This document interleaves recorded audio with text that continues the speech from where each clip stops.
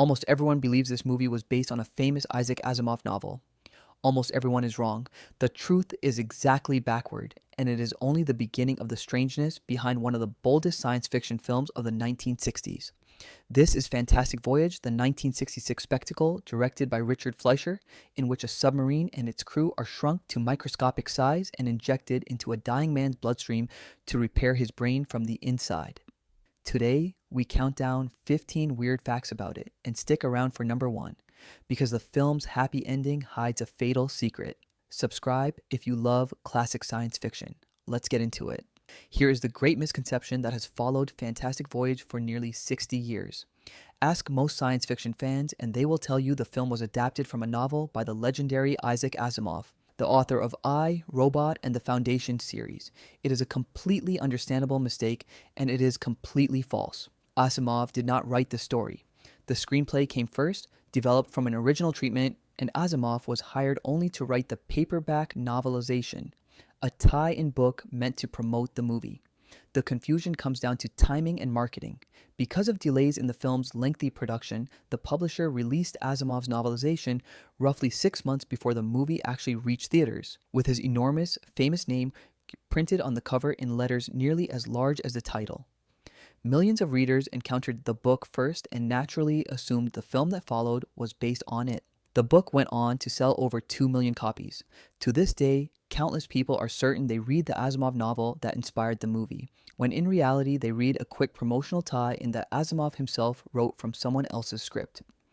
The irony is that Asimov, a working scientist with a doctorate in biochemistry, was almost the perfect person to novelize this particular story, and his involvement lent the whole project an air of scientific credibility. It had done nothing to earn on its own. His name became so fused with the film in the public mind that the misconception has proven essentially impossible to correct. A rare case of the marketing tail wagging the dog so successfully that the lie became the accepted history. The reason Fantastic Voyage still dazzles is that almost none of it was faked with small models. The filmmakers built the human body at colossal scale, constructing enormous physical sets representing the heart, the lungs, the inner ear, and the brain, and the sheer craftsmanship poured into them was staggering. The production was, at the time, one of the most elaborate ever mounted, with entire sound stages given over to recreating the glistening, cavernous interior of a single human being. The commitment to detail bordered on obsessive. The giant lung set was a massive construction, reportedly measuring around 340,000 cubic feet, built from fiberglass, poured latex, and cement. And it was finished with realistic nicotine stains, a grim little touch implying the patient had been a smoker. The film's central miniaturization center set alone reportedly took 50 builders around 50 days to complete, adding up to roughly 16,000 hours of labor for just one location. This was not a movie of painted backdrops. It was a movie where the crew physically constructed the inside of a person and then walked around in it. The sheer physicality of the production created genuine challenges for the story too. To let the submarine pass safely through the heart, for instance, the plot requires a surgical team outside to briefly stop the patient's heart entirely, giving the crew a tense, ticking window to slip through the chambers before it restarts and the churning currents would crush them. Set pieces like that were designed to wring drama out of the body's own biology, turning organs into obstacles and natural processes into countdowns. It was a new kind of adventure movie, one where the enemy was not a monster or an army, but the ordinary, relentless machinery of a living human being. All that elaborate construction came at a price that made Fantastic Voyage a genuine gamble for 20th Century Fox. With a budget of around $5 million, the film became, by many accounts, the most expensive science fiction picture ever produced up to that point in history. In an era when the genre was still often dismissed as cheap drive and fodder for teenagers, spending this kind of money on shrinking a submarine was a serious corporate risk. The gamble paid off. The film was a solid commercial success, comfortably earning back its budget in domestic rentals alone and going on to profit further through overseas release and television sales. More importantly, it helped legitimize the idea that science fiction could be a prestigious, big-budget, technically ambitious event rather than a disposable B picture. Released 2 years before Stanley Kubrick's 2001, A Space Odyssey raised the bar even higher, Fantastic Voyage was part of the wave that proved audiences would pay serious money to see the genre done on an epic scale, and it helped clear the path for the science fiction blockbusters that followed. One of the film's most memorable sequences comes near the climax, when the shrunken crew is attacked by the patient's own antibodies, the body's immune defenses depicted as clinging, wrapping, strangling tendrils that latch onto the intruders. On screen, swaddled in that eerie score and vivid color, the effect is genuinely unsettling, a vision of the human body turning on the invaders inside it. The reality of how it was achieved is far more homespun and charming. Those terrifying antibodies were, by most accounts, essentially thick strings, latex strands, and seaweed like material that crew members simply hurled at the actors from just outside the camera frame. The performers, suspended on wires to simulate floating, would then writhe and struggle as they were pelted with this makeshift material and pulled it from their bodies. It is a wonderful example of the ingenuity of practical filmmaking in the 1960s, where a genuinely creepy and iconic movie moment was conjured out of little more than string, some artful lighting, and a group of actors gamely wrestling with what amounted to arts and crafts, supplies being tossed at them. The sequence is also remembered, a little cheekily, for how it plays out on screen. The antibodies swarm and cling most persistently to Raquel Welch's character, and her male crewmates must peel the grasping strands off her form-fitting wetsuit by hand. A bit of business that the film lingers on in a way that says a great deal about who its studio imagined was buying tickets. What was meant as a moment of body horror doubled, not entirely by accident, as the film's most talked about piece of cheesecake. Fantastic Voyage featured a single significant female character, Cora, the laser technician and the only woman aboard the miniaturized submarine, and the role was given to a then relatively unknown young actress named Raquel Welch. It was one of her very first major leading roles, and it placed her front and center in a hugely publicized studio spectacle at exactly the right moment in her career. 1966 turned out to be the year that made Welch a global superstar, and Fantastic Voyage was a crucial part of that surge. The very same year, she appeared in the prehistoric adventure 1 Million Years BC, whose poster image of Welch in a fur bikini became one of the most famous pinup images of the entire decade. Between the two films, she was transformed almost overnight into an international sex symbol and one of the most recognizable women in the world. Fantastic Voyage gave her a role with genuine dignity, a competent scientist rather than mere decoration, even as the film could not entirely resist lingering on its glamorous star, a tension that says a great deal about the era that produced it. The film's sprawling secret government facility, the vast underground complex where the submarine and crew are shrunk down before being injected into the patient, has all the sleek, cavernous grandeur of a villain's lair from a James Bond film. That enormous sense of scale was not built from scratch on a soundstage. The production achieved it by taking over a genuine, existing piece of Los Angeles architecture and dressing it up. The huge central facility was created by transforming the Los Angeles Memorial Sports Arena, a real sporting and events venue, into the futuristic, combined, miniaturized deterrent forces installation. The filmmakers filled the space with sleek consoles, uniformed technicians, and even little electric carts for personnel to zip around the massive floor, lending the whole operation the feel of a high-tech military nerve center. It is a clever piece of resourceful filmmaking, using the genuine vastness of a real arena to sell the idea of a secret complex big enough and advanced enough to shrink human beings. And it gives those early scenes a scale that a purpose-built set might never have matched. The Bond comparison is more than incidental too. With its gleaming white expanses, its personnel gliding about on little electric carts, and its air of vast, hushed, high-tech secrecy, the facility looks exactly like the lair of a Bond supervillain, which is fitting given that the film's own saboteur subplot plays like an espionage thriller shrunk down and injected into a human being. The whole opening act trades on that Cold War paranoia, the sense that this miracle technology is really just another front in a secret war between superpowers. The credited story behind Fantastic Voyage was the work of several hands, but one of the names attached to it belongs to a genuine legend of science fiction and fantasy writing, the author Jerome Bixby. While his contribution here is sometimes listed under a variation of his name, Bixby was a prolific and influential writer whose work cast a long shadow over the genre, particularly in television. Bixby is perhaps most famous, or most infamous, for writing one of the single most terrifying episodes of the original Twilight Zone, the notorious It's a Good Life, about a small town held hostage by a monstrous child with godlike powers who can wish anyone who displeases him into a cornfield. He also wrote memorable episodes of the original Star Trek and, decades later, the acclaimed low-budget science fiction film The Man from Earth. That a writer capable of such dark, imaginative, high-concept material had a hand in the story of a submarine crew sailing through the human bloodstream is a fascinating piece of genre history, connecting Fantastic Voyage to some of the most inventive science fiction of its century. We are halfway through The Body, and the 7 strangest facts are still ahead, including a hidden future star and a secret that undoes the whole happy ending. If you are enjoying this journey, take a second to hit the like button and subscribe, and drop a comment telling me your favorite shrinking or miniaturization movie.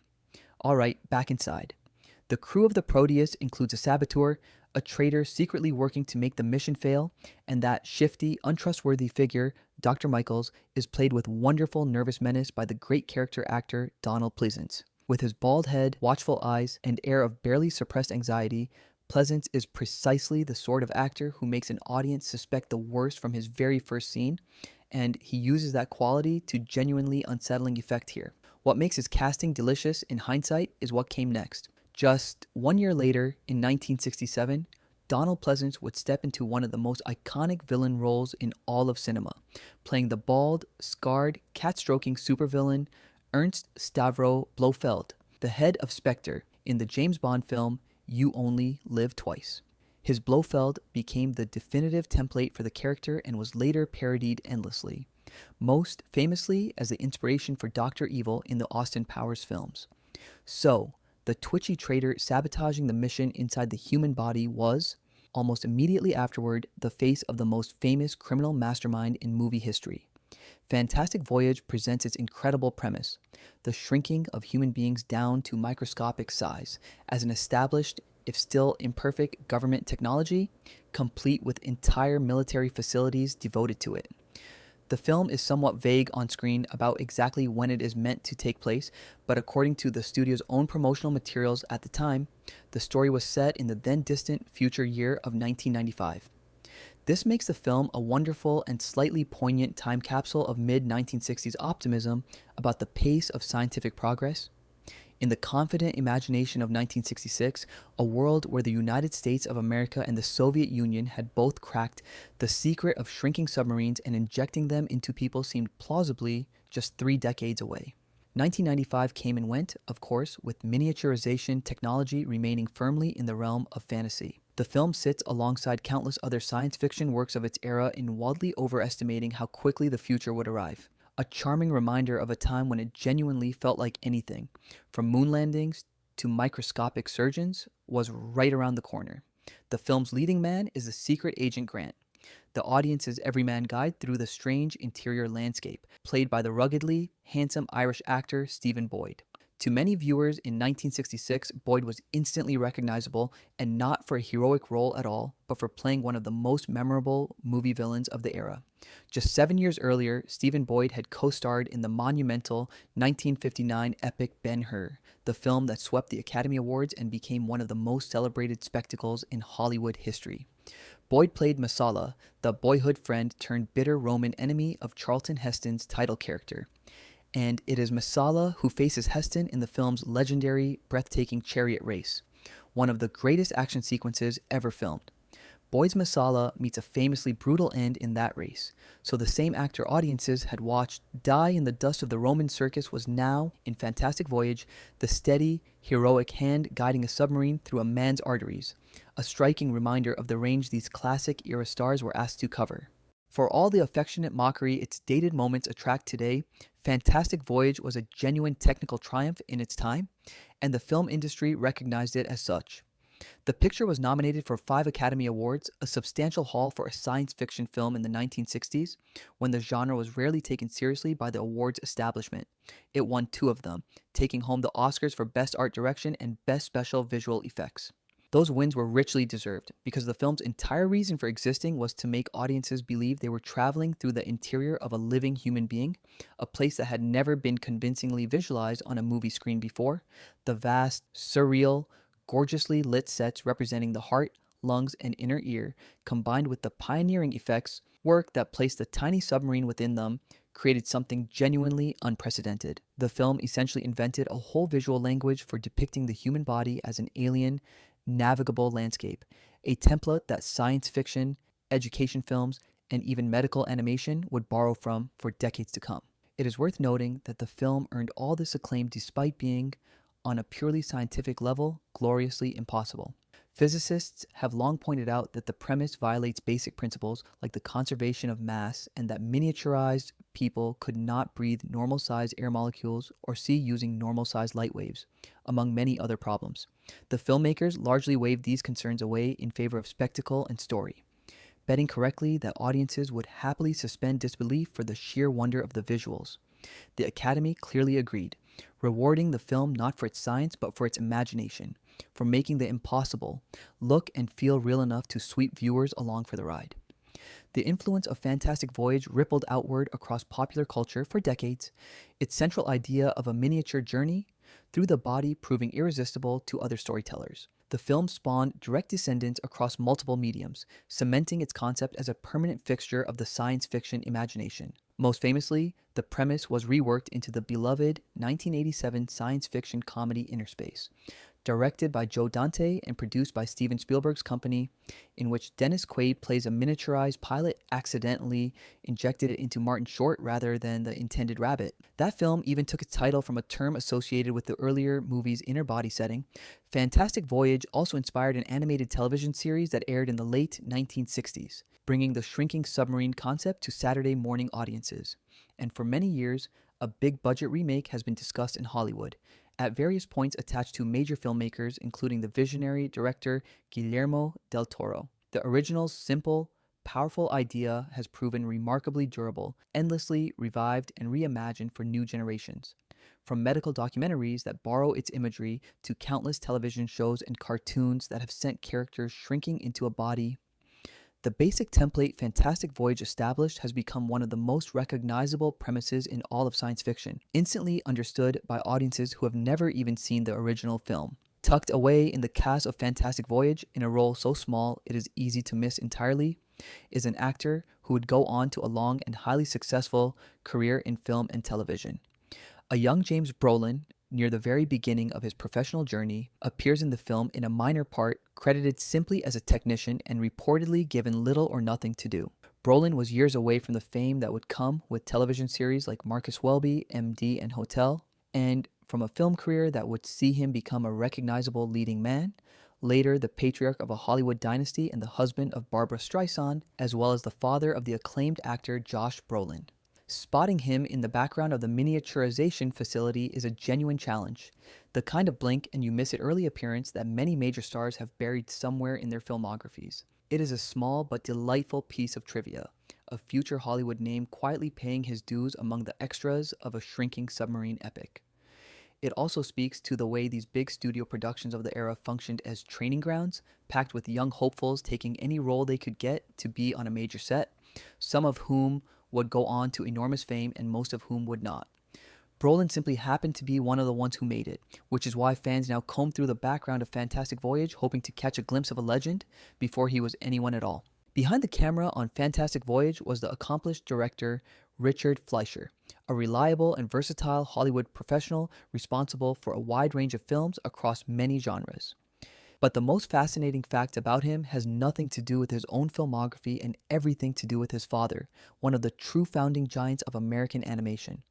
Richard Fleischer was the son of Max Fleischer, the legendary animation pioneer whose studio was, for a time, the only real rival to Walt Disney. Max Fleischer created or brought to the screen some of the most iconic cartoon characters in history, including the Saucy Flapper, Betty Boop, the spinach-eating sailor Popeye, and a groundbreaking, gorgeously animated series of Superman shorts that influenced the look of the superhero for generations.